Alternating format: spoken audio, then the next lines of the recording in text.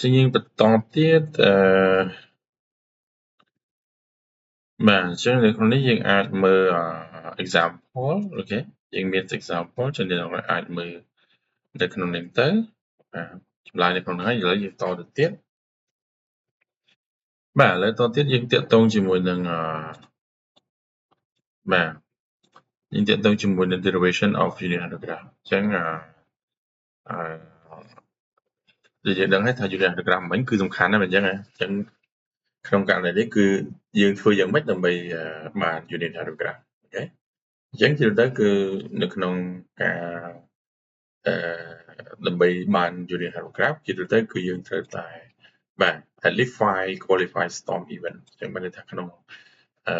storm របស់យើងក្នុងដូចជា annual hydrograph របស់យើងហ្នឹងបាទក្នុងមួយឆ្នាំឬក៏ច្រើនឆ្នាំនោះយើងមើលទៅថាតើយើងរកយកតែ5 qualify storm ឯបាទអញ្ចឹងដូចខ្ញុំបានរៀបរាប់ចឹងគឺ storm ហ្នឹងគឺត្រូវតែ isolate ឬក៏ independent បាទមួយទៀតគឺ uniform over entire duration អញ្ចឹងបានន័យថាព្រោះភ្លៀងយើងយកភ្លៀងប្រហែល1សង់ទីម៉ែត្រអញ្ចឹងបាទយើងយកភ្លៀងប្រហែលព្រោះថាភ្លៀងមួយបាទយើងយកភ្លៀង1សង់ទីម៉ែត្រគឺបានន័យថាយើងភ្លៀងនេះគឺបានន័យថាវាមានកម្ពស់ទឹកនឹងតាំងពីម៉ោងទី1ដល់រហូតដល់ម៉ោងទី2ហ្នឹងគឺត្រូវតែ1សង់ទីម៉ែត្រដូចគ្នាបាទអានេះឧទាហរណ៍ដល់ភ្លៀង2ម៉ោងណាបាទយើងអាចយកភ្លៀងប្រហែលម៉ោងក៏បានដែរបាទរហ័សបាន storm uniform over entire ocean អញ្ចឹងភ្លៀងធ្លាក់នៅ1សង់ទីម៉ែត្រគឺក្នុងរយៈពេលបើភ្លៀងយើងគិត2ម៉ោងគឺត្រូវ1សង់ទីម៉ែត្រទៅប្រហែល1សង់ទីម៉ែត្រទៅ2ម៉ោងមួយទៀតគឺ1សង់ទីម៉ែត្រនេះត្រូវតែធ្លាក់ជុំវិញពេញតែ catchment របស់យើងបាទមួយទៀតគឺ storm duration must be 20 plus minus 20% of the បាទអញ្ចឹងដូចជាយើងយក2ម៉ោងអញ្ចឹងបាទ storm របស់យើងគឺត្រូវតែបានន័យថារយៈពេលភ្លៀងរបស់យើងនេះគួរតែវាអាចច្រើនជាង2ម៉ោងឬក៏តិចជាង2ម៉ោងអញ្ចឹងជាទូទៅគឺ preferably less បានន័យថាយើងយកដូចយើងយក2ម៉ោងគឺវាអាចថាធំជាង2ម៉ោង 20% ឬក៏ក្រោម2ម៉ោង 20% បាទប៉ុន្តែយើងចង់បាន less ច្រើនជាងបាទមួយទៀត storm duration must be បាទ d ចែកជាមួយនឹង5គឺ1/3 of basin lake បាទអញ្ចឹងរយៈពេលbasin lake របស់យើងបាទយើងនៅចាំ basin lake គឺបាទយើងសំដៅទៅលើមេរៀនរបស់យើងបាទ surface runoff បាទ basin lake របស់យើងគឺកន្លែងណាបាទនេះឃើញទេបាទ lake time basin lake time គឺយើងសំដៅទៅលើទឹកភ្លៀងរបស់យើងមិនមែនយើងដល់2ម៉ោងអញ្ចឹងពាក់កណ្ដាលវារហូតទៅដល់ peak hour របស់វាណាបាទអញ្ចឹងយើងហៅថាហ្នឹងគឺជា basin lake របស់វា basin lake time បាទអញ្ចឹងគឺយើងបាទម៉ោងគឺ storm duration របស់យើងគឺ 1/5 នៃ L ហ្នឹងបាទឬក៏ទៅរហូតដល់ 1/3 នៃ L ហ្នឹង storm magnitude must be significant preferably between 1 to 4 cm អញ្ចឹង storm ដែលយើងយកមកប្រើបាទគួរតែមានតម្លៃប្រហែលជា1ទៅពី1ទៅ4សង់ទីម៉ែត្របាទអូខេអញ្ចឹងយើងមើលបាទអញ្ចឹងនៅក្នុងនេះគឺយើងនៅចាំបាទមេរៀនមុន surface runoff របស់យើងគឺយើងបានគឺអាមួយនេះមិនអញ្ចឹងបាទអញ្ចឹងនេះគឺជា surface runoff របស់យើងដែលយើងផ្ដាច់ base flow ហ្នឹងបាទឃើញទេបាទអញ្ចឹងយើងមាននេះឃើញទេអញ្ចឹងនៅក្នុងមេរៀនមួយយើងមុនហ្នឹងគឺយើងផ្ដាច់ base flow គឺយើងបាន direct runoff បាទអញ្ចឹងនៅក្នុងនេះអញ្ចឹងយើងបាននេះអញ្ចឹងយើងបានទឹកភ្លៀងរបស់យើងនៅក្នុងពេលហ្នឹងគឺទឹកភ្លៀងរបស់យើងប្រកាសជាអាចថា P មានតម្លៃ1វាអត់1សង់ទីម៉ែត្រទេបាទអញ្ចឹងយើងបានរយៈពេលគឺយើងដឹងបាទ P នេះយើងដឹងហើយ direct runoff របស់យើងនេះក៏ដឹងដែរអញ្ចឹងដើម្បីរកunit hydrograph គឺបាទយើងយកយើងឃើញកន្លែងនេះគឺបាទគឺ v របស់យើង v នៅកន្លែងនេះគឺស្មើជាមួយនឹង p គុណជាមួយនឹង a បាទ p គុណជាមួយនឹង a អញ្ចឹងកន្លែងនេះគឺបើយើងចង់រកមួយ unit របស់យើងគឺប្រកាសជាបាទ v ស្មើជាមួយនឹង1គុណជាមួយនឹង a អញ្ចឹងគឺបានន័យថាម៉េចបានន័យថា unit hydrogram របស់យើងនៅកន្លែងនេះគឺស្មើជាមួយនឹង ordinate របស់យើង direct runoff របស់យើងបាទគឺបានន័យស្មើ direct runoff របស់យើងនឹងចែកជាមួយនឹង ទឹកភ្លៀងរបស់យើងហ្នឹងទៅបាទទឹកភ្លៀងeffective rainfall របស់យើងហ្នឹងទៅអញ្ចឹងយើងនឹងបានបាទ unit hydrograph នៅកន្លែងនេះបាទយើងបាន coordinate ទូចៗណាបាទអូខេនឹងគឺជាការរក unit hydrograph បាទអញ្ចឹងនៅពេលដែលដោយសារតែយើង select 5 storm បាទអញ្ចឹងយើងប្រកាសជាបាន storm មួយបាទដូចថាយើងយក2ម៉ោង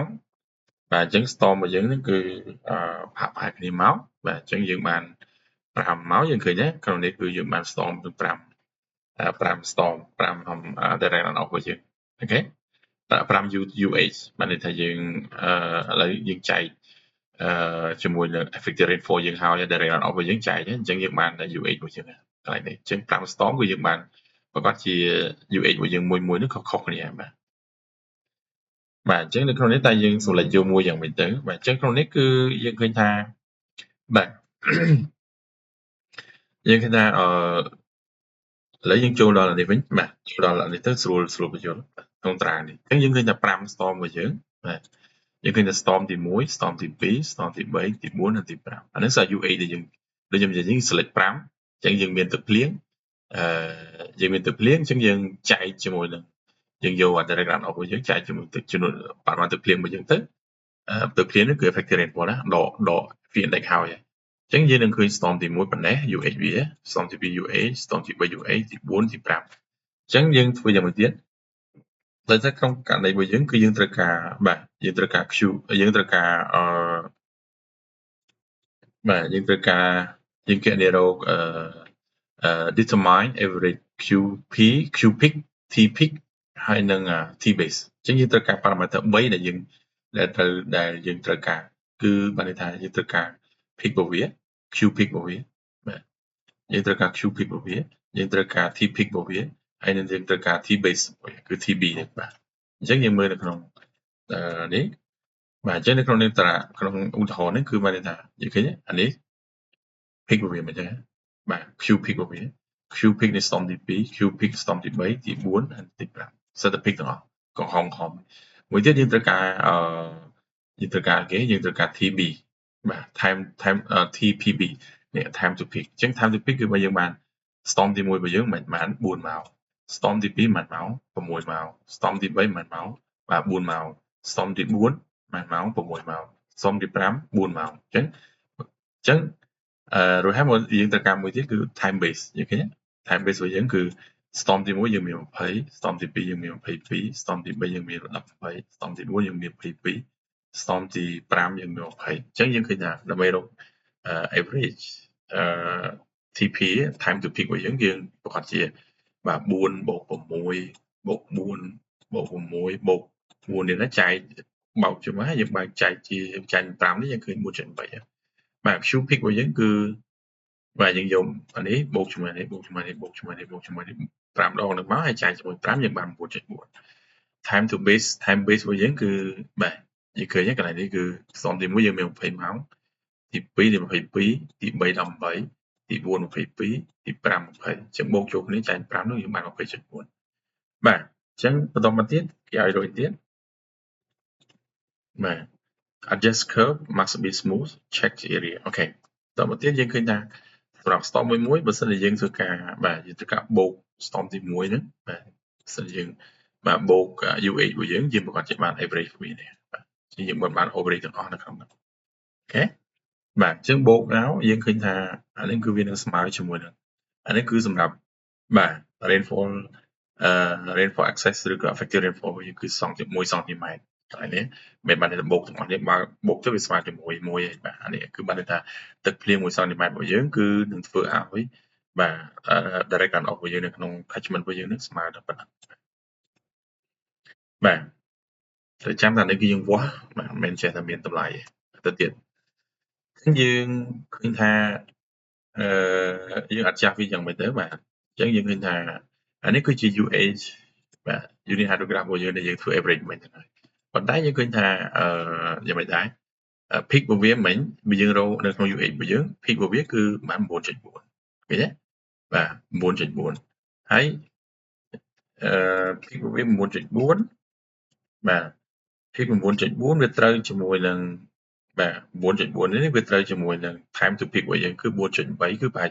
ហែលជា 5 ម៉ោងបាទអញ្ចឹងហើយមកកន្លែងនេះគឺយើងត្រូវឆ្លៀតវាយើងឆ្លៀតវាឃើញទេមិញ 9.4 យើងបាន 6 ឯងបាទអញ្ចឹងនៅក្នុងនេះដោយសារតែ time to peak របស់យើង 5 ម៉ោងអញ្ចឹងយើងត្បៀតវា 5 ម៉ោងចន្លោះនៅកន្លែងនេះ 5 ម៉ោងហើយ time to peak របស់យើងគឺ 4.4 គឺយើងដាក់កន្លែងនេះអញ្ចឹងបាទទៅទៀតដោយសារយើងមាន time base តែយើងនៅ time base មួយទៀត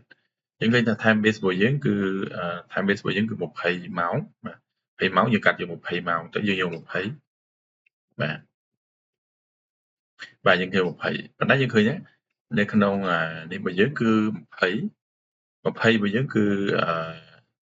បាទយើងឃើញ20របស់យើងគឺនៅមានតម្លៃដោយសារយើងធ្វើ average គឺតម្លៃdirect run off របស់យើងគឺ 0.2 បាទ 0.2 អញ្ចឹងដោយសារតែមិញ20ម៉ោងរបស់យើងហ្នឹងបាទនិយាយឃើញទេ20ម៉ោងរបស់យើងហ្នឹងគឺវាអត់មានតម្លៃទេដោយសារតែ time base យើងដឹងហើយ time base គឺបានន័យថា Q វាស្មើនឹង0បាទអញ្ចឹងបានកន្លែងនេះគឺ 0.2 យើងលុបវាចោលឃើញទេកន្លែងនេះ20 average របស់យើងគឺ0.2 តែដោយសារតែការគណនាយើងសម្រួលវាគឺបានតែ20កន្លែងនេះគឺស្មើនឹង0អញ្ចឹងហើយនេះគឺជាបាទនឹងគឺជាចុងក្រោយហើយបាទគឺជាបានន័យថានៅក្នុង catchment របស់យើងបាទទឹកភ្លៀង1សង់ទីម៉ែត្រគឺស្មើគឺនឹងធ្វើឲ្យមាន unit hydrograph របស់យើងរបៀបអញ្ចឹងបាទអញ្ចឹងអានេះឃើញទេបាទអានេះគឺជាអ្វីដែលយើង correct ហើយអាពណ៌ខ្មៅនេះគឺជា average ដែលយើងគណនាមកពី storm ទាំង5ហ្នឹងបាទអញ្ចឹងអានឹងគឺជារបៀបនៃការធ្វើ unit hydrograph បាទ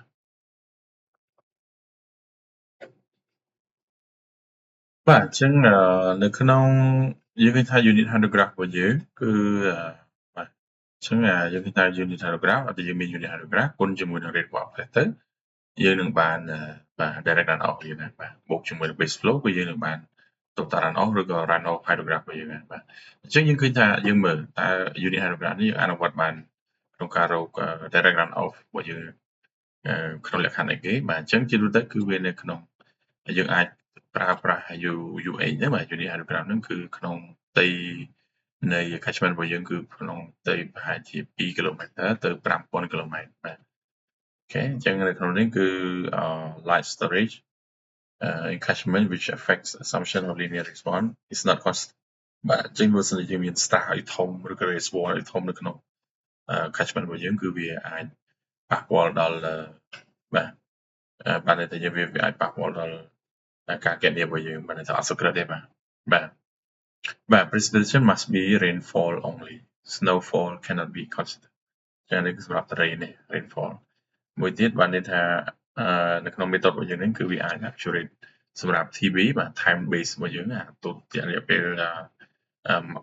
ពេលពីចាប់ផ្ដើម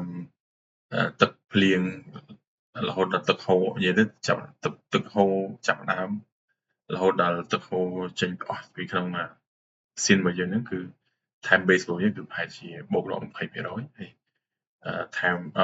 Q peak របស់វាហ្នឹងគឺអាចថាបូកដល់10%បាទអញ្ចឹងយើងទៅមុខទៀតនៅក្នុងកន្លែងនេះគឺតាក់ទងជាមួយនឹងបាទតាក់ទងជាមួយនឹងតែប៉ុន្តែខ្ញុំបានបញ្យល់មុននេះបន្តិចហើយបាទអញ្ចឹងបានន័យថាបើសិនជាយើងមាន rainfall យើងមានបាទយើងមានកន្លែងនេះគឺចង់សម្ដៅថាបើសិនជាយើងមាន unit hydrograph របស់យើងក៏ដូចគ្នាប៉ុន្តែaccess rainfall នៃភ្លៀងទី1របស់យើងមានប្រមាណ R1 ភ្លៀងទី2មាន R2 ភ្លៀងទី3មាន R3 អញ្ចឹងតែយើងបូកវាយ៉ាងម៉េចអញ្ចឹងបាទអញ្ចឹងនៅក្នុងនេះគឺយើងបាទយើងបូកវាដោយខ្ញុំបាននេះអញ្ចឹងបាទបានបញ្យល់មុនបន្តិចគឺបានថាបាទយើងមើលទៅស្រួលបាទអញ្ចឹងកន្លែងនេះគឺបានន័យថាយើងមានអានេះគឺជា rainfall access របស់យើងបាទ rainfall access របស់យើងបាទទឹកភ្លៀងដែលយើងដក fee index ហើយណាបាទអញ្ចឹងយើងមានភ្លៀងលើកទី1ភ្លៀងលើកទី2ភ្លៀងលើកទី3ភ្លៀងលើកទី3 0ភ្លៀងលើកទី4អញ្ចឹងអូខេអញ្ចឹងយើងមានអញ្ចឹងហ្នឹងអានេះគឺជា UH របស់វាបាទ UH របស់យើងដែលមានរយៈពេលខ្ញុំមិនដឹងថាភ្លៀងនៅប្រហែលទេប៉ុន្តែវាអាចថា នេះគេដាក់ x បាទចឹង x ម៉ោងចឹងណាបាទបើ2ម៉ោងគឺមក2ម៉ោង2ម៉ោងអស់គ្នាចឹងក្នុងនេះគឺបានន័យថាបើសិនជាភ្លៀងលើកទី1ចឹងយើងដឹងហើយភ្លៀងលើកទី1គឺពឹងផ្អែកទៅលើបាទ rainfall ទី1របស់យើងចឹងយើងយក rainfall របស់យើងនឹងគុណជាមួយនឹងបាទ UH របស់យើងចឹងក្នុងនេះគឺ rainfall ទី1យើងគុណជាមួយ UH បានចូលដល់ rainfall ទី2ដែលវាប្រើពេលទី2បាទចឹងពេលទី2យើងតម្លាក់មកចឹងបាទនេះគឺពេលទី2របស់យើងចឹងយើងបានបាទយើងបានប្រមាណទឹកភ្លៀងទី2គុណជាមួយនឹង UH របស់យើងកន្លែងនេះមកបាទចឹងយើងបានពី2គុណជាមួយនឹង0វា0ណាកន្លែងនេះកន្លែងនេះបាទទោះហើយបានយើងចូលភ្លៀងទី2គុណជាមួយនឹងបាទ U1 ចឹងយើងបាន1ចា៎បាទទោះហើយបានយើងលើកទី4របស់យើងនេះគឺថាសោវាប្រាប់4ដងចឹងយើងត្រូវដាក់វានៅកន្លែង4អូខេចាប់ដាក់វា4មកទៅតម្លាក់ចឹង total direct run off របស់យើងគឺស្មើនឹងអានេះបូកជុំនេះបាទនេះភ្លៀងទី1បូកភ្លៀងទី2បូកភ្លៀងទី3បាទចឹងក្នុងករណីរបស់យើងភ្លៀងទី3វាអត់មានលេខ0មានឡងមកអញ្ចឹងភ្លៀងទី1ភ្លៀងទី2បូកជាមួយភ្លៀងទី4ហើយបូកជុំគ្នាមកបាទអញ្ចឹងហ្នឹងគឺជា total run off អញ្ចឹងក្នុងករណីរបស់យើងគឺបាទអញ្ចឹងក្នុងករណីនេះគឺបាទ Q របស់យើងគឺស្មើជាមួយនឹង rain របស់យើងហ្នឹងគឺគុណជាមួយនឹងrain របស់យើងគុណជាមួយនឹង unit hydrograph របស់យើងអូខេបាទអញ្ចឹងអានេះបាទនេះគឺជាលំហាត់មួយដែលបាទនេះគឺជាលំហាត់មួយដែលខ្ញុំបានខ្ញុំធ្វើនៅក្នុង Excel បាទធ្វើក្នុង Excel ឲ្យអ្នកនរគ្នាចឹងអ្នកនរគ្នាអាចបើកExcel នៅក្នុង Telegram របស់យើងនឹងទៅបាទចឹងយើងមាន hydro បាទ AB បាទនេះបាទនេះចឹងUH calculation មើលសិនបាទចឹងនេះបាទ UH calculation អូខេបាទហ្នឹងហើយបាទនេះគឺជា UH calculation របស់យើងអញ្ចឹងនេះលំហាត់លើកទី1បាទលំហាត់លើកទី1ដែលខ្ញុំបានបញ្យល់ដល់អ្នកនរគ្នាពេលនេះបាទនេះលំហាត់លើកទី1លើកមួយទៀត UH 12ម៉ោង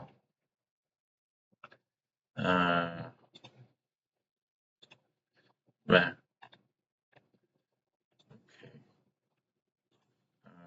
បាទនេះ4ម៉ោង UH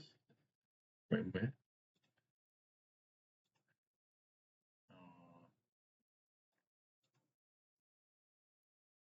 បាទនេះ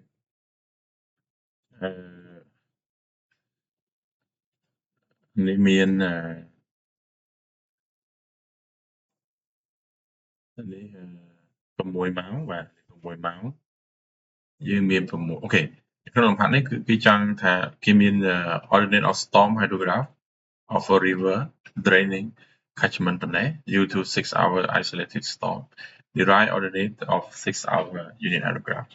for the catchment អញ្ចឹងក្នុងករណីនេះគឺគេចង់ឲ្យយើងបាទគេចង់ឲ្យយើងគណនារកមើលក្នុងនេះគឺចង់គណនាគេគឺគេចង់ឲ្យយើងគណនារកបាទ unit hydrograph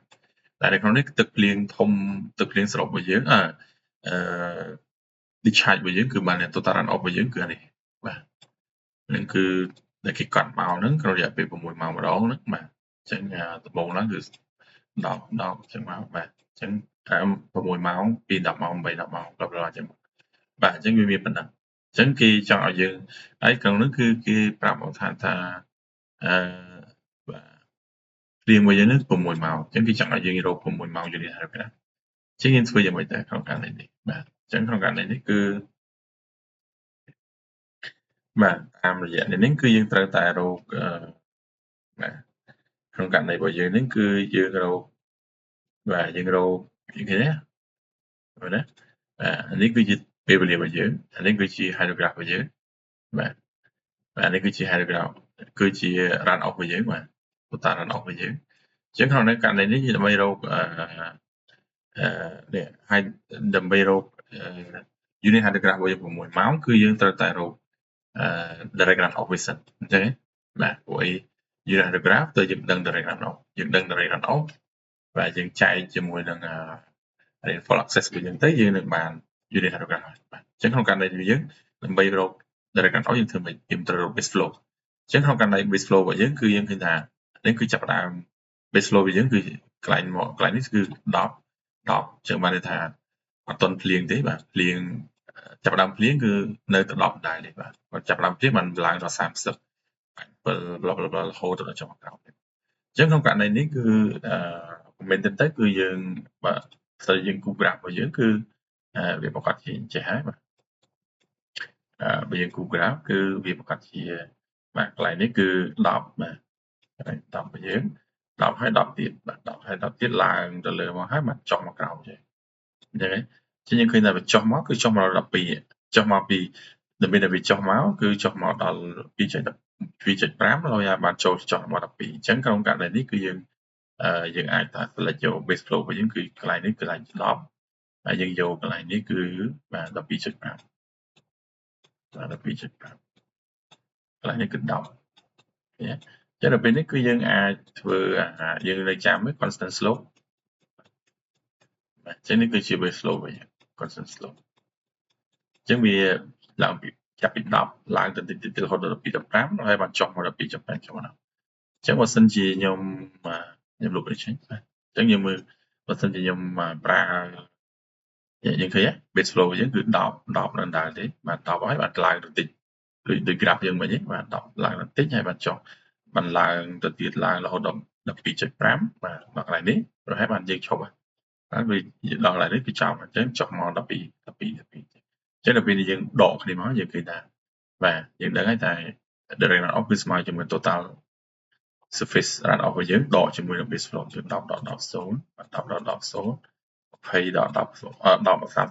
10 20 bla bla bla រហូតដល់5 0អញ្ចឹងអានេះគឺជាអត់ទាន់បាននេះទេបាទអត់ទាន់បាន unit hydrograph ទេដូចអ្នកទាំងអស់គ្នាដឹងហើយថាដើម្បីបាន unit hydrograph ទោះលុះតាមតែយើងរកបាទទឹកភ្លៀងសុទ្ធរបស់យើងអញ្ចឹងនៅក្នុងនេះគឺដើម្បីទាញរកទឹកភ្លៀងសុទ្ធគឺយើងប្រើបាទអ្នកទាំងអស់គ្នាមកមើលនៅក្នុងនេះបាទអញ្ចឹងវាតាក់ទងជាមួយនឹងយើងនៅចាំ n ស្មើជាមួយនឹងយើងគៀងប្រើដើម្បីរកបាទដើម្បីយើងឃើញថាដើម្បីរកdirect runoff របស់យើងគឺបាទយើងធ្វើម៉េចបាទដើម្បីរកrainfall access របស់យើងគឺយើងរកតាមរយៈ direct runoff ណាបាទអញ្ចឹងយើងបូក direct runoff នេះទាំងអស់នឹងចូលគ្នាមកយើងបូកទាំងអស់គ្នានឹងមកអញ្ចឹងយើងនឹងបានបាទ direct runoff របស់យើងនឹងទាំងអស់ហ្នឹងបាទអូខេយើងបូកនេះមកណាចេះបាទអញ្ចឹង direct runoff របស់យើងគឺស្មើជាមួយនឹងបាទយើងបាន60បាទគុណជាមួយនឹង60បានន័យថាគុណនឹង6ម៉ោងបើដោយសារតែនេះរបស់យើងហ្នឹងគឺបាទ direct runoff របស់យើងគឺបាទ direct runoff របស់យើងគឺ6 data T វា6ម៉ោងអញ្ចឹងយើងមាន6ម៉ោងបាទ6ម៉ោងយើងគុណជាមួយនឹង total របស់យើងគូ AR direct runoff របស់យើងបូកចូលគ្នាមកវានឹងបានបាទ587គុណនឹង6គុណនឹង60គុណនេះយើងបានដោយសារតែ587របស់យើងគឺ cubic meter per second ណាយើងគុណនឹង6ម៉ោងគុណនឹងជាមួយ60គុណកើត1នាទីហើយគុណជាមួយនឹង10នាទីយើងបានវិនាទីអញ្ចឹងយើងបានបាទយើងមើលវិនាទីទៅយើងបាន12.68 million cubic meter អញ្ចឹងយើងបាន drainage របស់យើងហ្នឹង443 square kilometer យើងបែរទៅជា million ម៉ែត្រក្រេដែរទៅអញ្ចឹងយើងចែកទៅយើងនឹងឃើញបាទអានេះគឺជា effective rainfall របស់យើងมันจะទឹកដែលទឹកភ្លៀងនៅសល់សុទ្ធនៅម្ដងបាទគឺ 0.03 ម៉ែត្រអញ្ចឹងវាស្មើជាមួយ3សង់ទីម៉ែត្រអញ្ចឹងយើងកន្លែងនេះគឺអ្នកនរគ្នាយក3សង់ទីម៉ែត្រហ្នឹងយើងយក20ចែកជាមួយ3មកយើងបាននេះ77ចែកជាមួយ3មកអូខេចែកជាមួយ3កន្លែងនេះតែយើងបានបាទយើងបាន UH របស់យើងកន្លែងនេះអញ្ចឹងនេះនៅតទៀតណាបាទតទៀតរហូតដល់ក្រោមហ្នឹងបាទ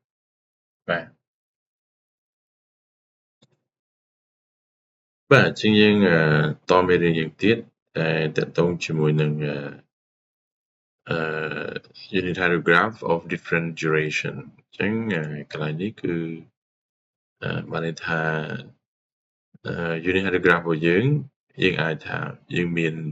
ខ្ញុំតែឧទាហរណ៍ថា2ម៉ោងបាទ 2 hour unit hydrograph បានន័យថាទឹកភ្លៀងមួយយ៉ាង2ម៉ោងហើយវាផ្ដល់ជា direct runoff របស់យើងដោយទឹកភ្លៀង1សង់ទីម៉ែត្រតែពេលខ្លះទៅយើងមានតែ2ម៉ោងហើយប៉ុន្តែយើងចង់បានដូចថា4ម៉ោងទឹកភ្លៀង4ម៉ោងយើងចង់បាន unit hydrograph 4ម៉ោងយើងចង់បាន hydrograph 3ម៉ោងអញ្ចឹងបាទអញ្ចឹងយើងត្រូវធ្វើយ៉ាងម៉េចអញ្ចឹងគឺមានក្បួនមួយយើងគឺបានន័យថាយើងប្រើ method supervision មួយទៀតគឺ S hydrograph method បាទអញ្ចឹងយើងមើលថាតើបិទ superposition ខ្ញុំបានបញ្យល់អ្នកនរគ្នាហើយបាទពីមុនមកប៉ុន្តែយើងទៅទៀតទេបាទអញ្ចឹងអានឹងគឺខ្ញុំបានបញ្យល់លើមុនគឺបានថាយើងមាន unit hydrograph នៃរយៈពេលមួយអញ្ចឹងយើងបានចង់រយៈពេលមួយតទៀតគឺយើងត្រូវបូកវាបន្តអញ្ចឹងបាទតែគាត់ថាលេខដែលយើងបូកបានឬក៏បាទបរិមាណដែលយើងបូកបានហ្នឹងគឺបានបើយើងមាន2តមានបូក2ដងបាទនេះគឺជាបរិមាណ direct runoff របស់យើងសម្រាប់2សង់ទីម៉ែត្រនៃទឹកភ្លៀងបាទនៃ rainfall excess របស់យើងបាទអញ្ចឹងក្នុងនេះគឺយើងបាទយើងមានបន្តវាអញ្ចឹងបាទអញ្ចឹងដើម្បីបានបាទយើងបូក2អញ្ចឹងអានេះគឺ direct runoff របស់យើងនេះគឺ2ម៉ែត្រ2សង់ទីម៉ែត្របាទសម្រាប់2សង់ទីម៉ែត្រនៃ rainfall អញ្ចឹងដើម្បីបាន1សង់ទីម៉ែត្រនៃ rainfall ឡើងវិញគឺយើងចែកជាមួយនឹង2បាទយើងចែកជាមួយនឹង2វាវិញបាទអានេះ2សង់ទីម៉ែត្រយើងចែកជាមួយនឹង2ទៅយើងបាន1សង់ទីម៉ែត្រទៅវិញបាទហើយពេលហ្នឹងគឺ rainfall របស់យើងពីមុនមកតាបាទ rainfall របស់យើងតាមបាទ1សង់ទីម៉ែត្រទេប៉ុន្តែយើងrainfall របស់យើងគឺប្រើពេលមួយបាទយើងថែមមួយទៀតគឺបាទគឺ n ពេលបើចឹង3ដងយើងចែកបាទតែពេលយើងថែម3ដងគឺយើងចែកជាមួយនឹង3បាទចឹងអូខេចឹង n របស់យើងគឺជាបាទ n របស់យើងនេះគឺជារយៈគឺជា integer ចឹងវាមិនអាចមានក្បៀសបានទេអញ្ចឹងអានឹងគឺជាបាទអានេះគឺជា TB dash ហ្នឹងគឺយើងសំដៅទៅលើបាទគឺនេះថ្មីរបស់យើងបាទនេះយើងឃើញកន្លែងនេះគឺ TB របស់យើងបាទថែម TB មួយទៀតបើយើងបើក2ដងថែមមួយទៀតថែម3ដងអញ្ចឹង TB dash គឺយើងសំដៅទៅលើបាទរយៈពេលសរុបរបស់យើងបាទថ្មី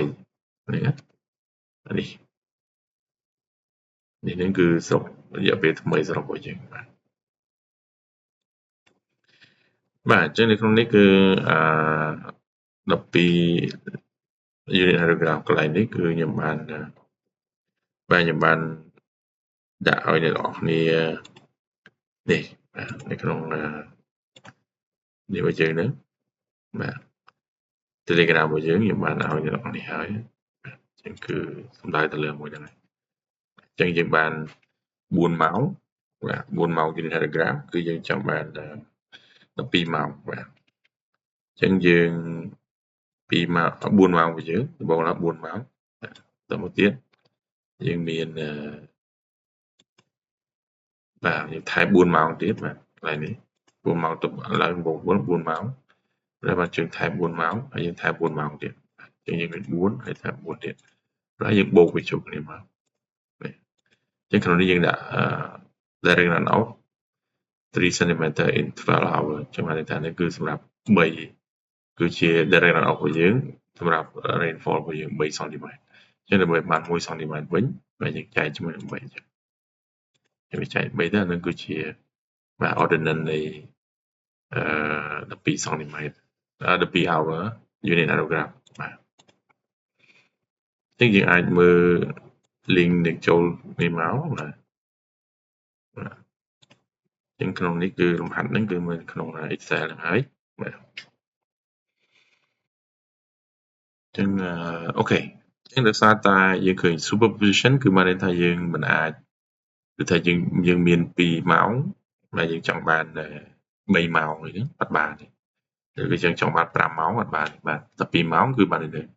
2គុណនឹង1 2គុណនឹង2 2គុណនឹង3អញ្ចឹងវាលេខបើថា2លេខគូរហូតហ្នឹងហើយបាទបើថាលេខបើយើងមាន rainfall 3ម៉ោងយើងប្រកាសជាបានបាទ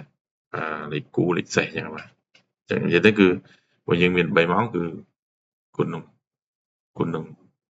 1បាទក្នុង1ខ្លួនឯងហ្នឹងបាទបើថា2 6 8 9អញ្ចឹងទៅបាទអញ្ចឹងវាអត់បានទៅតាមអ្វីដែលយើងចង់បានទេគឺបានតែត្រឹមគឺបានតែនេះជា integer របស់វាអញ្ចឹងយើងមួយទៀតគឺយើងដើម្បីកាត់បន្ថយអាហ្នឹងបាទមានន័យថាដើម្បី overcome ទៅលើបញ្ហាsuperposition ហ្នឹងគឺយើងប្រើមួយទៀតគេហៅថា S hieroglyph method បាទអញ្ចឹងS hieroglyph method ហ្នឹងគឺយើងបានន័យថា UH របស់យើងគឺ with any duration អញ្ចឹងបានន័យថាយើងមាន duration មួយគឺយើងអាចធ្វើ duration មួយផ្សេងទៀតបានទៅតាមអ្វីដែលចង់បានបាទអញ្ចឹងនៅក្នុងនេះគឺយើងហៅវាថាជា S curve បាទគេយើងហៅវាថាជា S hieroglyph ឬក៏យើងអាចហៅវាថាជា S curve អញ្ចឹងអាហ្នឹងគឺជាបានន័យថាបើសិនជាយើងមាន unit hieroglyph មួយបាទយើងមាន hieroglyph មួយអញ្ចឹងយើងបូកវាចូលគ្នាទាំងអស់ហ្នឹងមកបានន័យថាយើងមានបូកចូលគ្នាគឺយើងពរាយទឹកភ្លៀងរបស់យើងអញ្ចឹងក្នុងពេលហ្នឹងគឺស្អីគេdirect runoff នៃទឹកភ្លៀងunit hydrograph របស់យើងបន្តតគ្នាដូចគ្នាដែរអញ្ចឹងដល់ពេលនេះយើងបូកវាចូលគ្នា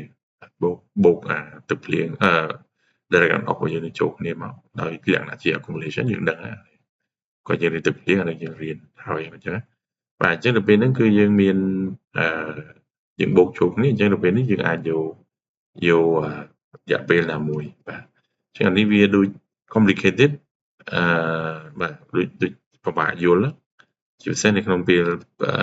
នៅក្នុងអានេះហ្នឹងគឺហៅថាយើងអាចថាវាពិបាកយល់មែនទែនបាទតែតាមពិតទៅវាអត់ពិបាកប៉ុន្មានទេបាទអញ្ចឹងខ្ញុំបានរៀបចំវានៅក្នុង Excel ដូចគ្នាដែរបាទអញ្ចឹងយើងមាននៅក្នុង Excel របស់យើងជា S curve បាទ UH S curve ហ្នឹងអញ្ចឹងនៅក្នុងនេះគឺបានន័យថាបាទដូចថាយើងមានបាទអានេះគឺជានេះរបស់យើងបាទនេះគឺជាunit hieroglyph 4ម៉ោងរបស់យើងបាទអញ្ចឹង4ម៉ោងបាទនេះគឺម៉ោងជាមួយនឹងunit hieroglyph 4ម៉ោងរបស់យើងអញ្ចឹងដើម្បីធ្វើ S curve គឺយើងនិយាយកន្លែងនេះគឺយើងមាន4ម៉ោងបាទបន្តមកទៀតយើងយើងមាន ordinate របស់វាអញ្ចឹងមកអញ្ចឹងបានន័យថាយើងព្រាយវាមកយើងឃើញ20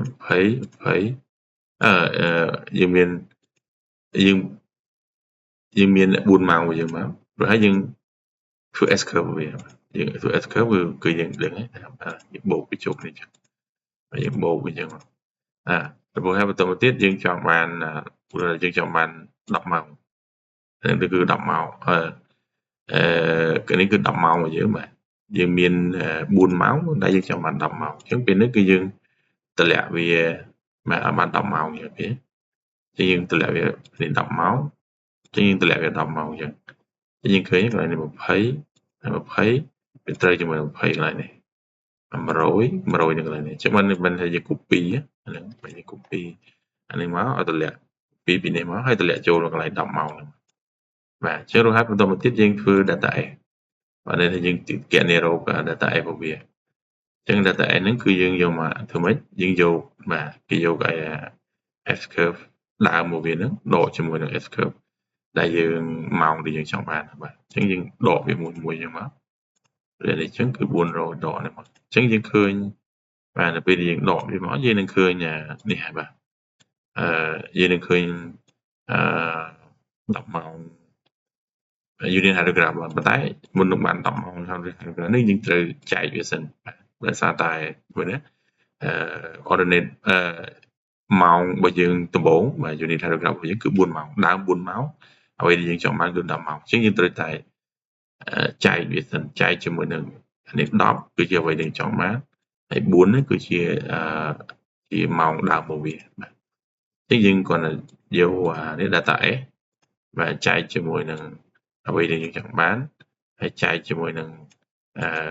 ម៉ោងដើមរបស់វាទៅបាទម៉ោងដើមវាទៅយើងនឹងឃើញបាទនេះគឺជា10ម៉ោង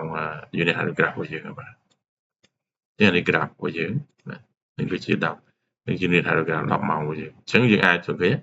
កន្លែងនេះពី4ម៉ោងគឺយើងអាចធ្វើមកដល់10ម៉ោងអញ្ចឹងជានៅក្នុង S curve ក៏វាងាយស្រួលជាងនេះផ្សេងបាទបាទអញ្ចឹងនឹងបាទអស់នៅក្នុងនេះគឺអ្នកនរនេះអាចមើលនេះទៅបាទអញ្ចឹងរូបមន្តរបស់វានេះគឺបាទគឺការធ្វើវានេះគឺចឹងឯងបាទអញ្ចឹងឃើញកន្លែងនេះគឺឧទាហរណ៍នេះគឺ4ម៉ោងអញ្ចឹងយើងបានយើងចង់បានពី10ម៉ោងគឺបានយើងមាន4ម៉ោងយើងធ្វើ S curve នេះរបស់យើងមកបាទ S curve ហើយយើងបាទយើង S curve របស់វាមកបន្តមកទៀតយើងតម្លាក់ឲ្យបានពី10ម៉ោងបាទហើយបានយើងរក data S របស់វាកន្លែងនេះហើយយើងយក data S ហ្នឹងគឺចែកជាមួយ12គឺជាអ្វីម៉ោងដែលយើងចង់បាន